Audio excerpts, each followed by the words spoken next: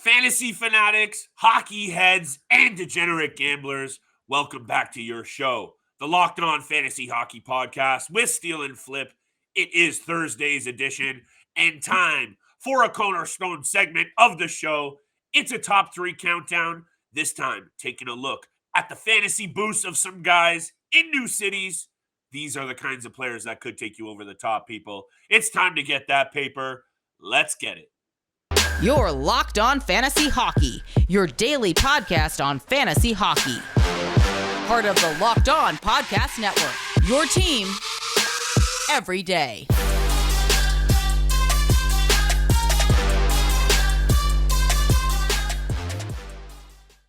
Welcome back, everybody, to the Locked On Fantasy Hockey Podcast. And thank you so much for making us your first listen every single day and for riding with Steele and I. Since January, for the reboot of this show, we're pushing over 150 subscribers, all by the hard work of both Steele and I and the support of you guys. So continue to smash that subscribe button. Seriously, we appreciate that love every single day. And we continue to feed you what you need to dominate the fantasy scene every single day. And today is no exception. We will be doing a countdown of the top three players that have had their fantasy value go from here to up top through the roof with a deal to a new city. These are players that you have to keep an eye on over the next few weeks into draft season. And we're going to talk about Jonathan Taves today, people. We haven't spoke about Jonathan Taves very much. He hasn't had much to say. He has now spoken out. We're going to talk about that off the bat and a little bit of the mess that is what is going on in Chicago Steel. Today's episode is one of those times where I'm excited for you and I to really break down and share some of our fantasy knowledge. But let's start with Taves. He doesn't want any part of this rebuild, coming straight out and saying it's a 5-year plan in Chicago. Do you really blame the guy, Steele? Because I do think the right fit, I know he's declined, Captain Serious, but he can still be a very valuable second or third line center in the right spot. Yeah, not much. We haven't heard much from Jonathan Taves, obviously stating that he doesn't want to be a part of this rebuild, and I wouldn't want to be a part of this whatsoever either. Because just over a year ago, we were looking at the Chicago Blackhawks after the offseason, like, look, they've got Marc-Andre Fleury in the net. They just signed Seth Jones to a long-term deal, which some might debate that's probably one of the worst contracts, but it's up for debate as one of them. Rough, but yeah. He's still a great player. But they bring in Seth Jones, they sign Marc-Andre Fleury, Patrick Kane, Alex DeBrincat, firing on all cylinders. They're looking to get Jonathan Taves back in a year, and this season just went all downhill. It was just rough right from the get-go. Yeah. And at that point, it seemed like they weren't going to be going through a rebuild. And now just over a year later, it's clear that there's a long road ahead for the Chicago Blackhawks. I expect Jonathan Taves and Patrick Kane to be on the move very, very soon. There's two things I think of when I think about this situation, Steele. Number one is, what does this do for Patrick Kane now? We talked about Patrick Kane at length so far in this offseason because he is the kind of player that the teams he's been mentioned and potentially going to in the New York Rangers and others will really shape the fantasy scene and some of these divisions outcomes. But also what I think about is really how much of a mess Chicago has turned into. And you mentioned some of those really, advantageous performances from some of those players. Really coming into last season, there was maybe some positives for this team, including a bunch of young players, including Philip Kurashev, Dominic Kubalik, and Kirby Dock, who we're going to talk about later in the show, that all really just disappointed. They fell flat a little bit. Kurashev is obviously more under the radar. I'm talking about him for deep fantasy options. But Chicago is a mess. And the fact that Taves comes out and says this is almost like maybe this also pushes Kane a little bit in the direction of making a decision. But again, guys, these are the players that you have to keep an eye on, because right now we're going to talk about fantasy value boosts after the break. Here's a player whose fantasy value right now is obviously near rock bottom for what it's been. And Steele, I think you and I can both agree. He goes to a contender and even gets, secondary power play minutes, which I think we both know he can't do. All of a sudden, he's a valuable fantasy asset. Yeah, he definitely can be. This is also a guy I tried. I gave him a chance last year at some point during the season, really for a deep fantasy look. Okay, who's someone that hasn't really been producing? Who's kind of getting back in the groove of things. And Jonathan Taves was one of those guys. Unfortunately, he just wasn't able to get his game under his feet. We've seen this from guys who are coming back from injury, who are coming back from difficult situations with their personal lives and everything mentally that we've had that has been going on as well over the last couple of years. So definitely a rough journey for him, but this is also a guy who can get back into the swing of things and could be a really productive depth player for your fantasy team. This guy is a sure shot Hall of Famer. And up until this last season, there hadn't been real concerns other than injury to his game. Last year, he kind of took a step back with speed. There were some issues with his game. Again, injuries. But before last season, Steele, he is a perennial 60, 70, 80-point player. And we both know, we watch enough hockey, Jonathan Taves is a special player. He's a winner, he's a leader, and he is clutch. This is a guy that if I have a kind of team that needs some bottom six depth and I can afford to pay what you have to pay for him, I don't know. If the health is right, Jonathan Taves is an asset that could take a team into elite level. I think he still has some left in the tank in the right position. And I mean a limited role and limited minutes. But what is not limited is our love for BetOnline.net, the fastest and easiest way for you to check in on all your betting needs. From all your favorite sports and events, this is your number one source for odds, lines, and games. Find reviews and news from every league, from Major League Baseball to NFL, NBA, NHL, combat sports, esports, and the PGA Tour. BetOnline continues to be the top online resource for all your sports wagering info and live in-game betting, scores, and podcasts. Head to BetOnline today or use your mobile device to learn more about the action and all the trends. BetOnline, where the game starts. Thank you so much for making the Locked On Fantasy Hockey Podcast your first listen every single day. Don't forget, we are free and available on all podcast platforms, which also includes YouTube. So make sure you hit the subscribe and the follow button. Flip and I appreciate all the love and support out there. Thank you so much for tuning in for today's episode of the Locked On Fantasy Hockey Podcast. Flip and I are going to talk about three players each, players whose fantasy value has skyrocketed since being traded in the offseason. And Flip, I'm really interested to see which players you've decided to talk about. I have a feeling you know a couple of the players I'm going to talk about, but I'll throw it over to you to kickstart us off with this discussion. Who is the biggest player who is going to have the biggest fantasy impact since being traded? Appreciate you throwing it over to me first, Steele, my brother. I will also say that this is a little amuse-bouche, a little tease to the kind of content that Steele and I will be serving up for you headed into draft season, so that you literally know when, where, and why to be drafting some of these players. And I'm going to start it off with, Steele, something that I know most fantasy heads have it at the forefront of their minds when they head into drafts. It's goaltenders. And I'm looking at Alexander Gorgiev in a situation where he goes from backup in the New York Rangers franchise to now being the de facto number one, at worst, a 50-50 split with Pavel Francouz in Colorado. And I would say that this is a situation for me, a goaltender that I understand at times. He does a little bit of the backstroke in the blue crease. He can get rattled. He can allow some goals. You know, his framing isn't the best, but also he has what it takes to be a number one goaltender in this league, in my opinion. And we know that goaltenders are hard to come by, Steele. So this team in front of him is an absolute beauty. And I know they might lose a really edgy defensive centerman in Nazem Kadri that might hurt them a little bit.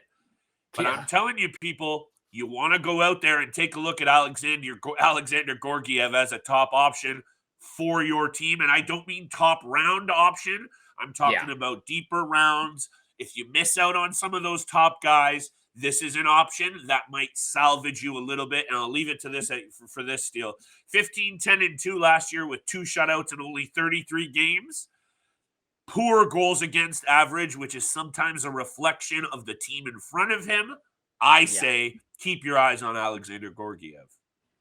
Yeah, I would tend to agree as well. And a good thing that you said in deeper rounds, deeper fantasy leagues, definitely not a first option because it does, like you and I have talked about this, Pavel Francouz and him could be battling for the number one position, but I expect he could win that. He definitely could win that battle against Francouz. So definitely a viable option with Gorgiev. I'm going to be talking about a couple of goalies as well, but I'm staying actually out in the Eastern Conference, and I'm actually staying in Ontario in the Atlantic Division.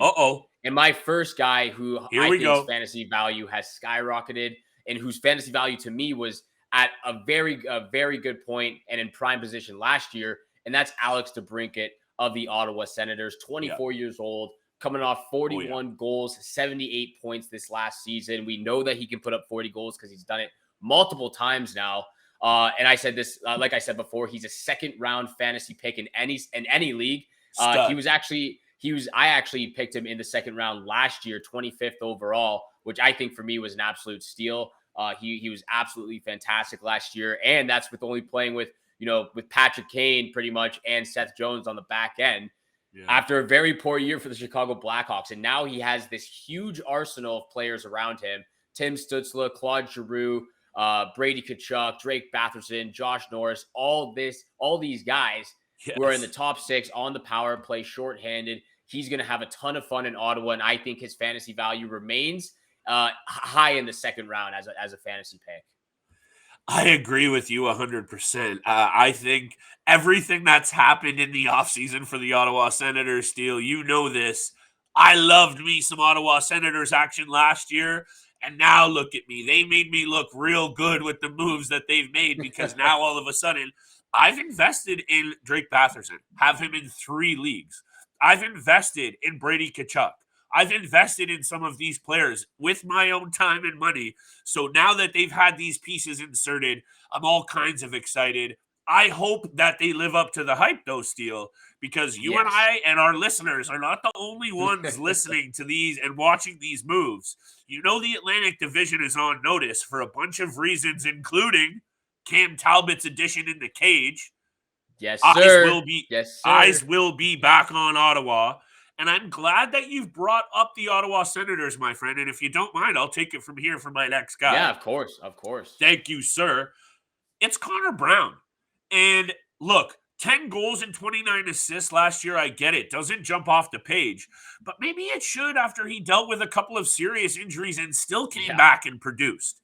He also, in the previous season, in a limited 56-game season, put up 21 goals. This guy can score. He also has dealt with his early career with a pressure cooker in Toronto, so he can deal with those stresses. And I'll continue this one more time for you, Steele, to add into why Connor Brown is definitely a fantasy value that's gone through the roof.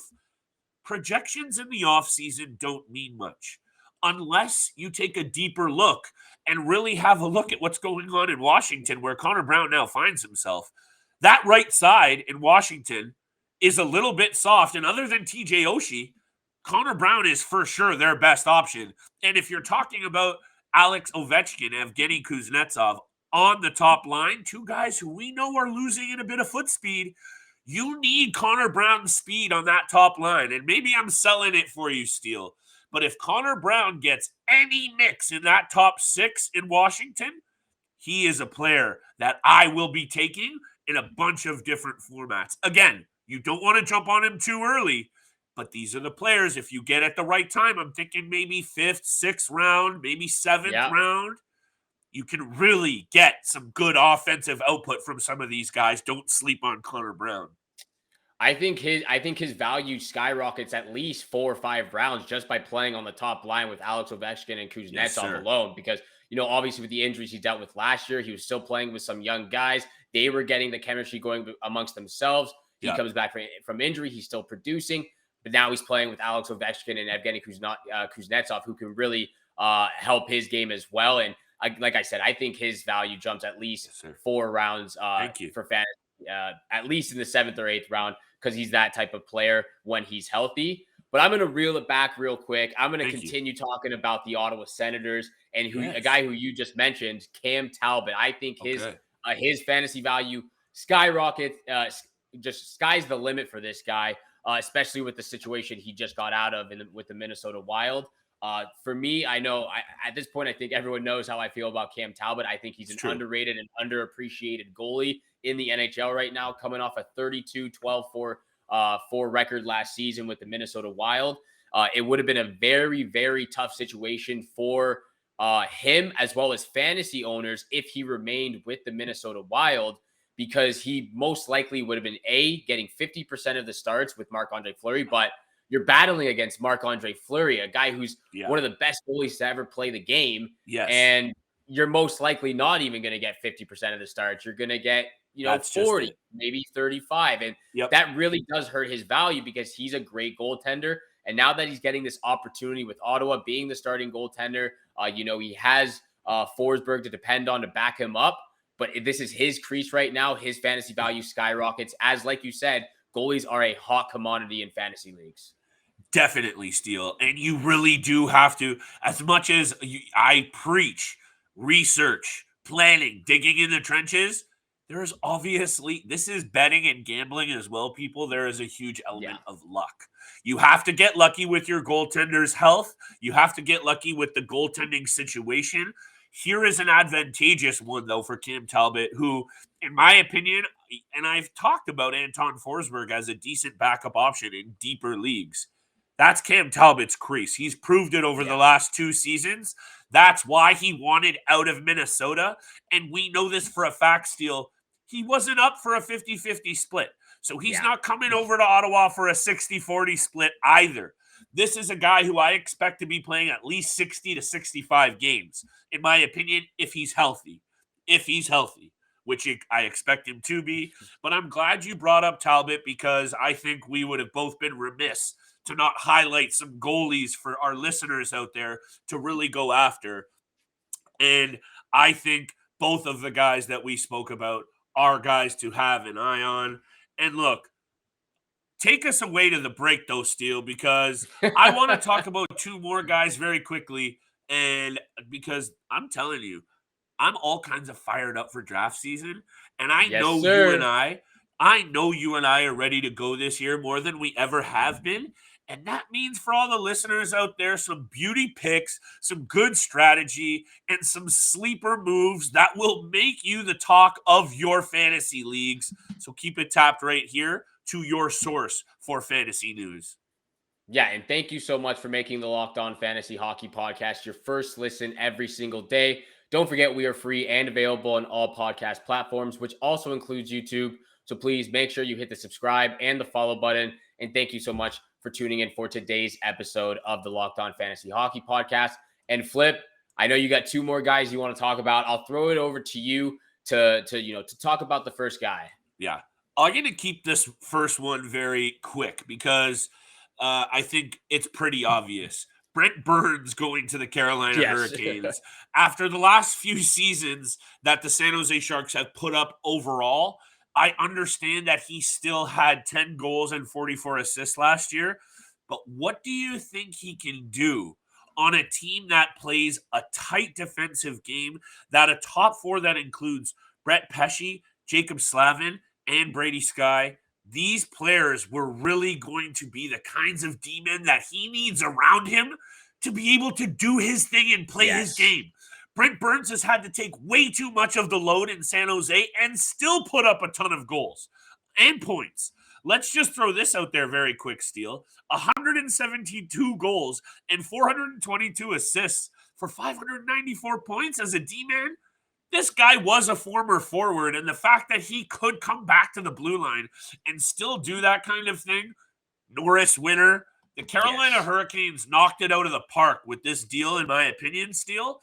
And this is a guy who's going to get to play on a power play with Sebastian Aho, Max Pacioretty, Kotkaniemi, Teravainen, Svechnikov, and others.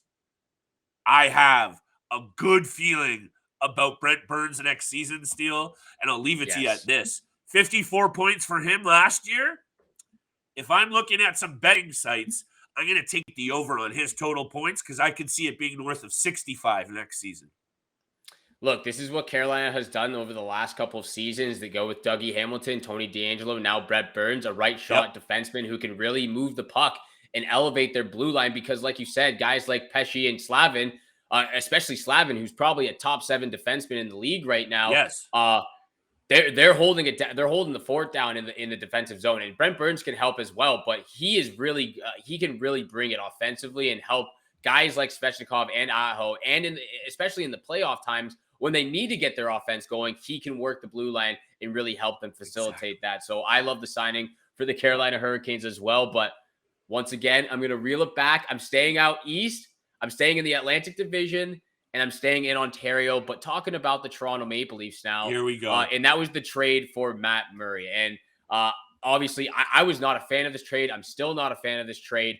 But when we're talking about fantasy value alone, like Flip and I have mentioned, I'm going to keep this short. Starting goalies are a hot commodity in any fantasy league. And the fact that he's playing with the Toronto Maple Leafs now, a team who, no matter what, is going to finish top 3 in the Atlantic Division because they have that offensive juggernaut. Their blue line has gotten a lot better as well. They have a great team, and he has a great team in front of him, especially with Matthews getting better and better every single year in the defensive zone, getting more physical. I really like where his game's at, but I do believe their team is a little bit better than last year. Okay. I really like their blue line.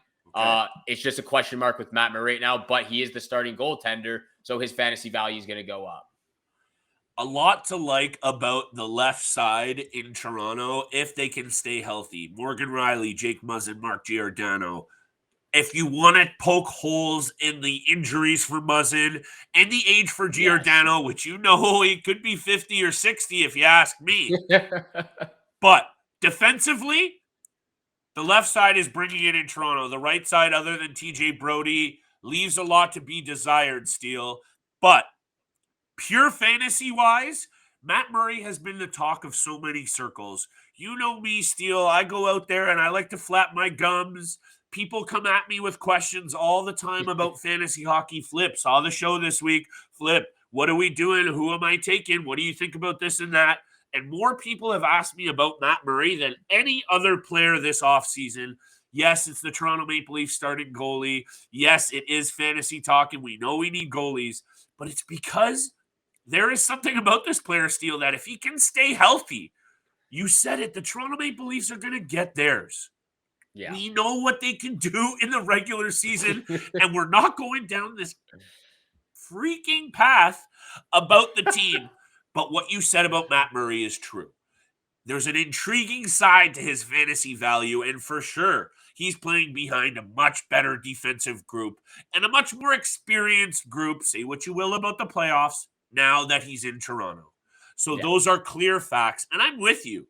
He will be one of those boomer bust players that's going to be on our list. I keep teasing that, but those are the players, Steele, again and again, that if you hit it out the ballpark, you're going to be winning your league. If Matt Murray can stay healthy this season, I do think he will be a factor with pushing this team to the playoffs in the second round. He's been there in the postseason. So are you ready for me to hit you with my last guy? Or do you have something else to say? No, okay, all good. All yours. Short and sweet. Top 5 players drafted in the NHL, Steele. I know we've seen a lot fizzle out, but over the years, fizzle out doesn't mean that they're irrelevant. And Kirby Dock was a 3rd overall draft pick only 3 seasons ago. You know me with the numbers here. He's 22 years. He's not even 22 years old yet. He's going to be turning 22 in January. He's 6'4", 200 pounds. I think the Montreal Canadiens made a great move to acquire this player. I know that he did not put up great numbers last season, 26 points, and he only has 60 through his first 3 seasons. But here is a guy that, in my opinion, Steele, gets a breath of fresh air in Montreal, and he is going to get a chance to play up in that top 6, in my opinion. I know Dvorak and Suzuki probably hold down those first 2 centerman spots, but he's going to get a look. And if he's now playing on a line with like what is projected right now, he's going to be in the mix with players like Josh Anderson, Jonathan Drouin, Evgeny Danilov, Brandon Gallagher even. Those are huge improvements on the buckets that he was working with in Chicago last year. and I don't know, maybe bring me back to earth here and tell me what you think about this take. But I really do think that, again, I'm not telling you to go out there and have him double circled at the top of your draft list. But if you're looking for some centerman and you're looking for some offensive pop near the back end of your draft, I'm telling you, Kirby Dock is one of those guys who's now his fantasy value has gone way up. Yeah, I think only time will tell with this type of player. Obviously, coming off that wrist injury a season ago, that really affected his game. Again, the Chicago Blackhawks just going through a huge rough patch, not being able to find his game or find his feet under him, and it really just did affect his game. So he's getting a breath of fresh air, like you said, a new opportunity. A team that is getting younger and younger. It seems like they're getting faster as well. He could be a huge asset. For me personally, I think I would wait. Maybe for the first couple of weeks or even the month to check him out if I want to bring him onto my fantasy team. Thank you for reeling me back in. Yeah, that's just me. But again, that's another guy to keep your eyes on because he's getting this fresh opportunity. And that's why Flip and I are highlighting these guys. So make sure you're tuning in. Make sure you're keeping an eye on all the content coming up. And thank you so much for making the Locked On Fantasy Hockey Podcast your first listen every single day. But for your second listen, you have to go check out the Locked On NHL. Locked On experts give you a daily 30-minute podcast on all things NHL all year long. Stay up to date on everything in the hockey world. Locked On NHL, your daily 30-minute NHL podcast, which is free and available on all podcast platforms, just like this one right here.